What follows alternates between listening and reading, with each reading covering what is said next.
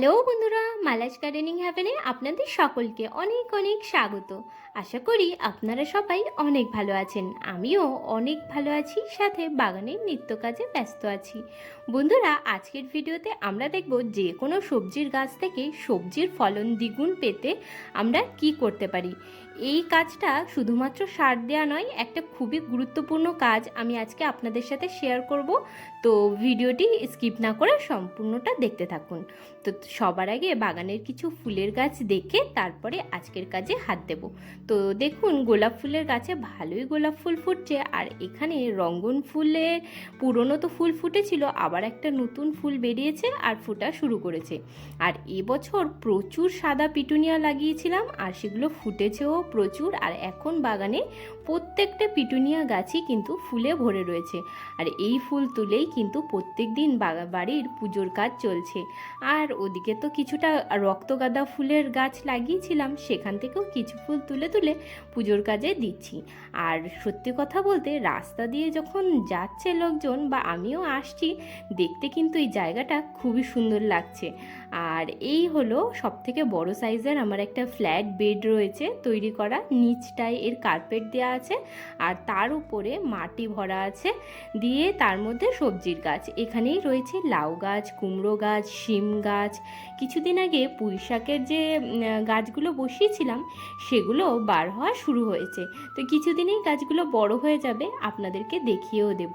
আর উচ্ছের গাছগুলো এই যে দেখুন, এখানে পুঁই শাকের দানা থেকে জার্মিনেট হয়ে মাত্র দুটো করে পাতা বার হওয়া শুরু করেছে। কিছুদিনে এই গাছগুলোই বড় হয়ে যাবে, আর হারভেস্টিংয়ের সময়ও আপনাদেরকে ভিডিও দেব। তো দেখতে থাকুন। আর এদিকে দেখুন, পিছনটায় দেখতে পাচ্ছেন, এটা লাউয়ের গাছ, আর লাউয়ের গাছের পাশে বেশ কিছু উচ্ছে গাছ রয়েছে। আর এটা হলো লঙ্কার গাছ, আর লঙ্কার গাছে দেখুন বেশ কিছু লঙ্কা ধরেছে, আর সাথে সাথে কিছু লঙ্কার নতুন চারাও তৈরি করেছিলাম, সেগুলো দেখুন খুব সুন্দর গ্রোথ করছে। এই গাছগুলোতে ফুল আসা শুরু করেছে, কিছুদিনের মধ্যেই ফল ধরবে। এখনও বুঝতে পারছি না কি ফল ধরে, মানে কোন জাতের লঙ্কা, কিছুদিনের মধ্যে ফল ধরলে বুঝতে পারবো। আর এদিকে দেখুন, ভেন্ডির যে চারাগুলো লাগিয়েছিলাম, ভিডিওতে আপনাদেরকে দেখিয়েছিলাম, তো গাছটার মধ্যে একদম সাদা পোকা মিলিবাগের আক্রমণ হয়ে গেছে। আর এদিকে দেখুন, এখানে আরও দুটো গাছ লাগিয়েছিলাম, সেই দুটোতেও দেখছি ফল চলে এসেছে। এই গাছগুলোতে কী ধরনের পোকামাকড় কীটনাশক আমি ব্যবহার করি, সেটা তো কালকের ভিডিওতে আপনারা দেখতে পাবেন। আপাতত আজকেই প্রথম চোখে পড়লো যে গাছটায় মিলিবাগের আক্রমণ হয়েছে, তো কালকে ওটাতে ওষুধ দেব। সবার আগে এই লঙ্কা গাছটার পরিচর্যা শুরু করি। তো সবার আগে যে কোনো গাছে যখন ফল ধরে, যদি আমরা পুরনো ফল না ছিঁড়ে গাছে পাকতে দিই, তাহলে কিন্তু নতুন ফল আসতে সমস্যা হয়। তো তার জন্য যখনই ফল পরিপক্ক হয়ে যাবে, তখনই কিন্তু গাছ থেকে সমস্ত ফল একবারেই হারভেস্ট করে নিতে হবে, তাহলে নতুন ফুল আবার আসবে, আবার ফল ধরবে। তো দেখুন, এই লঙ্কা গাছটাতে বেশ কিছু লঙ্কা ধরেছে, আর সমস্ত লঙ্কাই যেগুলো পরিপক্ত হয়ে গেছে, সেগুলো সবই আমি এখন তুলে নেব। লঙ্কা কিন্তু সকলের বাড়িতেই কম বেশি প্রয়োজন হয়, আর লঙ্কা গাছ লাগানো একটু কঠিনতম কাজের মধ্যেই একটা, কারণ লঙ্কা গাছের পাতা কুঁকড়ে যাওয়ার সমস্যা যে এত বড় সমস্যা, সে কিন্তু ধারণা সীমার বাইরে। আর একবার যদি গাছে পাতা কুঁকড়ানো শুরু করে, তাহলে সেই গাছে যতই আপনি পরিচর্যা করুন না কেন, বিশেষ কিছু সুরাহা প্রায় সময় হয়ে ওঠে না। তো লঙ্কা গাছে যদি পাতা কুঁকড়ে যায়, তাহলে আপনারা একটুখানি ছাই পাতার উপরে ছড়িয়ে দিতে পারেন, কিছু কুকড়ানো পাতা ছিঁড়ে ফেলতে পারেন, আর তা না হলে ওই গাছটাকে তুলে ফেলে নতুন গাছ বসিয়ে দেওয়াই হলো সবথেকে ভালো উপায় যে লঙ্কা গাছকে বাঁচাবার। আর এদিকে দেখুন, এই যে গাছটা লঙ্কার, এই গাছটাকে এই যে গ্রো ব্যাগটার মধ্যে, অর্থাৎ 5 কেজি চালের মধ্যে গ্রো ব্যাগ তৈরি করে বসিয়েছিলাম, গাছটা কিন্তু সম্পূর্ণ রুট বাউন্ড হয়ে গেছে, আর ওপর থেকে শিকড় দেখা চালু হয়ে গেছে। এই সময় এই গাছকে ওপর থেকে যদি মাটি দিই তার থেকে ভালো হয় এই গাছটাকে এখন বার করে নিয়ে একটু বড় জায়গাতে দিয়ে দেয়া। তাতে গাছের শিকড়ের গ্রোথ ভালো হবে আর ওপরে কিন্তু গাছও বেশ ভালো হবে। আগের বছর আমি এই গাছ করেছিলাম। প্রথমে গাছকে একটা ছোট জায়গাতে বসিয়েছিলাম, তারপরে যখন ভালোভাবে গ্রোথ করে এইভাবে রুট বাউন্ড হয়ে গেছিল তখন গাছটিকে ছোট জায়গা থেকে তুলে আবার একটা বড় টিনের মধ্যে দিয়েছিলাম। তো সেই গাছটা থেকে আমি প্রচুর পরিমাণে লঙ্কা পেয়েছি।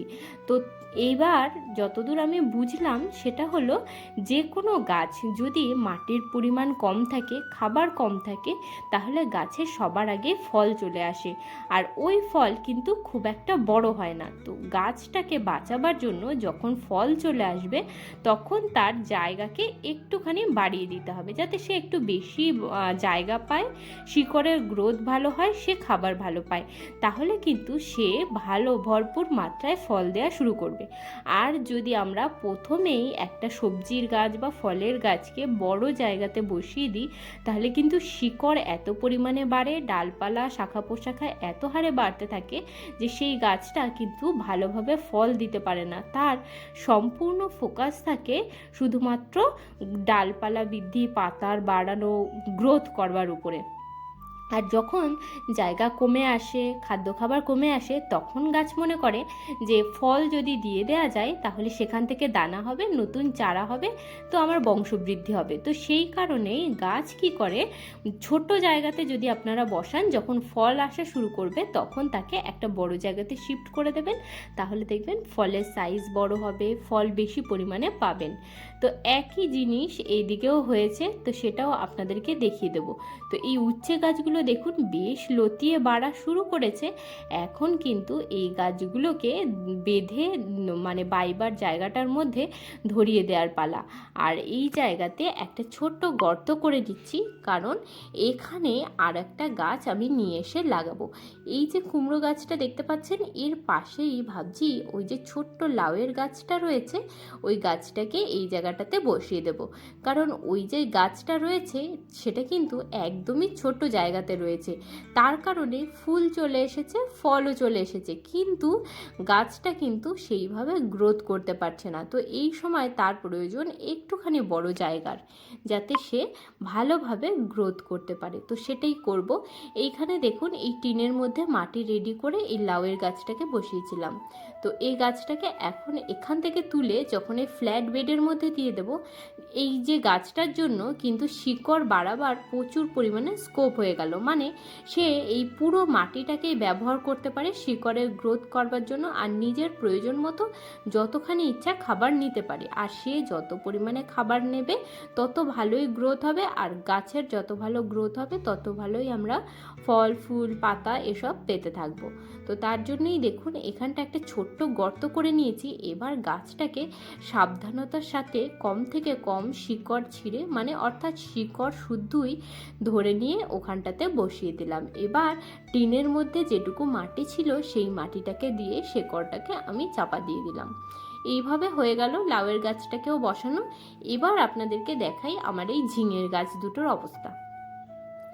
ঝিঙে গাছ দুটো একই অবস্থা, যে ছোট জায়গাতে যেহেতু বসিয়েছিলাম সেহেতু গাছ ছোট অবস্থাতেই প্রচুর পরিমাণে ফল দিয়ে ফেলেছে, কিন্তু ফল গ্রোথ করছে না আর গাছও আর গ্রোথ করছে না। তো এইখানে দেখুন দুটো গাছে দুটো ঝিঙে হয়েছে, একটা একটু বড় একটা ছোট, দুটো ঝিঙেই প্রচণ্ড পরিমাণে ছোট হয়েছে। আর গাছটা দেখতে পাচ্ছেন যে গাছের পাতার মধ্যে একটুখানি কিছু ফাঙ্গাল ইনফেকশন হয়েছিল। তো তার জন্য কিছুদিন আগে আমি একবার ট্রিটমেন্টও করেছিলাম, অর্থাৎ সাবান জল আর হলুদ গুঁড়ো আর লঙ্কার গুঁড়ো মিশিয়ে একটা দ্রবণ তৈরি করে সেটাকে স্প্রে করেছি কিছুদিন। তো তারপর থেকে গাছের ওই সমস্যাটা আর নেই।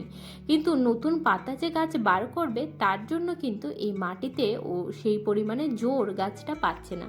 আর ফল ধরে গেছে, তার জন্য গাছের সম্পূর্ণ ফোকাস রয়েছে ফলকে পাকাবার দিকে, দানা তৈরি করবার দিকে। তো তার জন্য ফল দুটোকে আমি কেটে নিলাম। এবার গাছটাকে এই শিকড় শুদ্ধ তুলে নিয়ে ওই জমিটার মধ্যে বসিয়ে দেবো, জমি অর্থাৎ ফ্ল্যাট বেডের মধ্যে। ফ্ল্যাট বেডটা কিন্তু যথেষ্ট বড়, আর এখানে প্রচুর পরিমাণে মাটি রয়েছে। এর মধ্যে কিন্তু গাছ খুব ভালোভাবে গ্রো করে। এর আগেও আমি এই জমিটার মধ্যে উচ্ছে গাছ, তারপরে বরবটির গাছ, শিমের গাছ করেছি। সমস্ত গাছে কিন্তু ভালো হয়। আর পাশের যে লাউয়ের গাছটা আপনারা দেখতে পাচ্ছেন, সেটাও কিন্তু খুব সুন্দর গ্রোথ করেছে। আর কিছুদিন আগে অর্থাৎ কালকের ভিডিওতে আপনাদেরকে দেখিয়েছিলাম যেখান থেকে আমি কিছু পরিমাণে ডালও হারভেস্ট করেছি। আর এইখানে দেখুন, এটাও আর একটা ঝিঙের গাছ, এটারও অবস্থা একই রকমই, কিন্তু এর ডগা থেকে যে পাতাগুলো বার হচ্ছে তাতে কোনো ইনফেকশান নেই। অর্থাৎ ইনফেকশানের যে প্রবলেমটা হয়েছিল সেটা কিন্তু এখন আর নেই, কিন্তু গাছটা এই মাটিটুকুর মধ্যে গ্রোথ করতে পারছে না। সাধারণত যে কোনো লতানো গাছ কিন্তু মানে প্রচুর পরিমাণে খাবার আর একটু বড় জায়গা হলে গ্রোথ ভালো করে।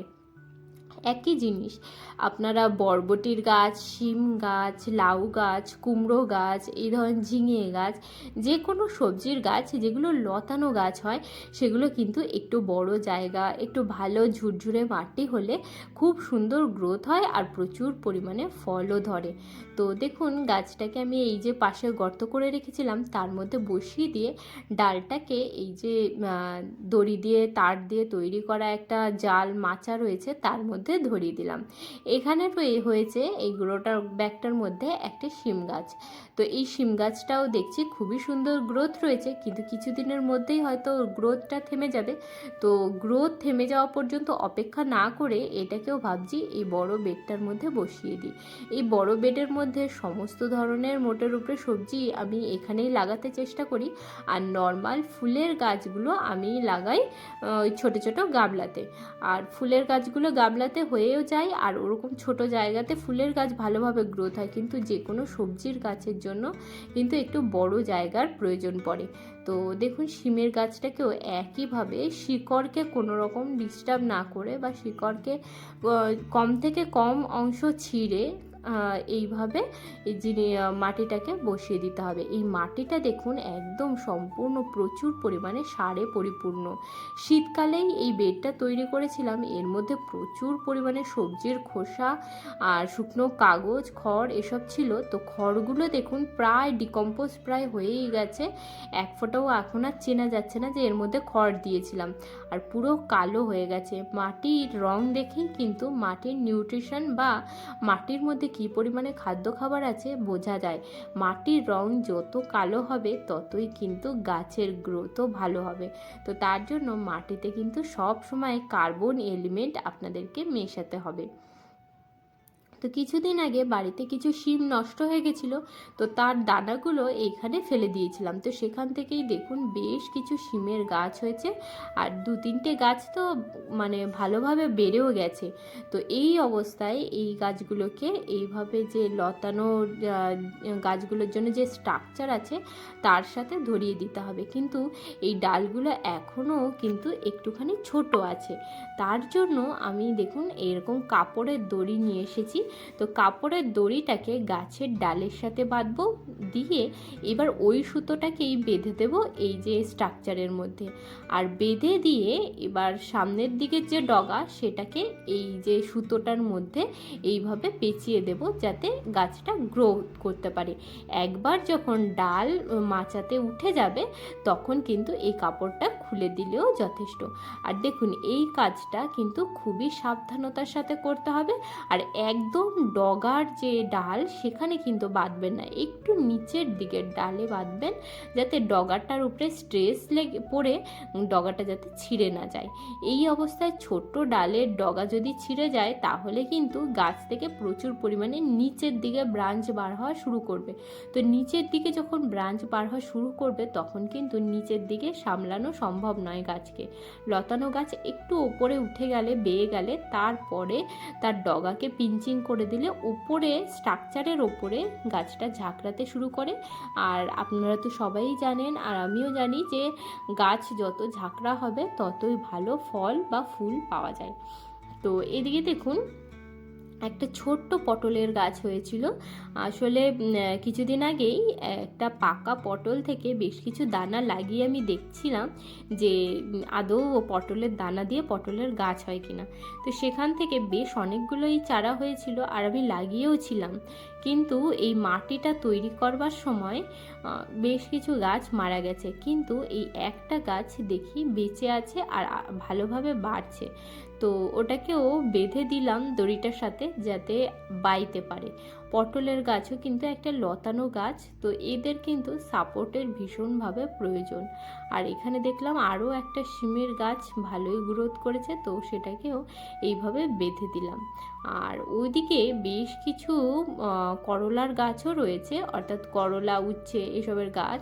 তো সেগুলোকেও ভাবছি এইভাবে কাপড় দিয়ে বেঁধে দেব। দেখুন এগুলো খুবই সহজ কাজটা করা, আর গাছের জন্য কিন্তু খুবই উপকারী।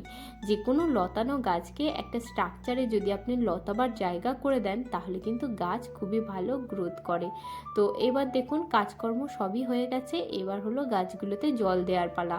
যেহেতু শিকড়গুলো থেকে মাটিটা বেশ পরিমাণে আলগা হয়ে গেছে, এই জলটুকু দেওয়ার কারণে মাটি আবার কিন্তু শিকড়ের গায়ে লেগে যাবে আর গাছের জন্য সেরকম বিশেষ স্ট্রেস আসবে না। তো এইভাবেই গাছগুলোর মধ্যে সব ভালোভাবে জল দিয়ে দেবো এখন। তো বন্ধুরা, আজকের ভিডিওটা আমি এখানেই শেষ করছি। আপনাদের সাথে দেখা হচ্ছে আবার পরের ভিডিওতে। আপনারা সবাই ভালো থাকবেন, সুস্থ থাকবেন। আর ভিডিওটি যদি ভালো লাগে চ্যানেলটিকে লাইক, শেয়ার, সাবস্ক্রাইব করে আমার পাশে থাকবেন। গার্ডেনিং রিলেটেড যদি কোনো রকম প্রশ্ন থাকে বা কিছু জানতে অসুবিধা হয় তাহলে অবশ্যই কমেন্ট করবেন। টাটা বন্ধুরা।